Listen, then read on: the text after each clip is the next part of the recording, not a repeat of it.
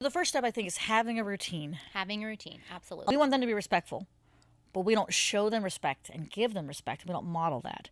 And one way you are respectful to your child is not to spring things on them last minute. So if you implement a bedtime routine, it's probably a good idea to talk about that. Not at bedtime, earlier in the day. Whatever you do, find a routine that's going to work for you and your family, but don't implement that and say, by the way, we're doing this whole new thing this tonight, and this is how we're going to do it, and you don't have a say. You're going to get more buy-in from any kid that's even remotely verbal if you give them a say. Not saying that you're going to do what they say, but let them have a voice. Let them communicate their thoughts and feelings about the situation. Even if it's to say it's a stupid poopy head, let them say thank you so much for your feedback. We are not going to incorporate that. So now we know you don't like it, and we're still going to do it. Yes.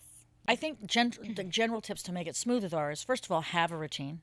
Yeah. Communicate that not at bedtime beforehand. Yep.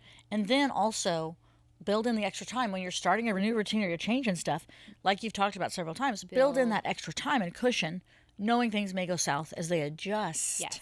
Additionally, and know that in that cushion they're going to need more of you. So more of how you. can you anticipate that with some playtime or some extra cuddle time or something, but put it in the routine and have a limit and boundary around it. That's the last thing I think that would be a helpful tip for people to take away from bedtimes. Yeah. And the challenges is saying no sometimes can be a good thing. It's a helpful tip because you want them to be able to fall asleep on their own. Yes. The whole point of it is not for them to need you. The whole point of them is, maybe this is just my opinion, but the whole point is for your children not to need you, at the same level as when they're younger.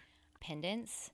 So ideally, you wouldn't necessarily stay with them until they fall asleep, unless that's something that works for you and your family and your kid, and it's totally fine. Right. But ideally, you would have time for you. yourself. I think you have to as a parent, no matter your situation, you have to find some time for yourself.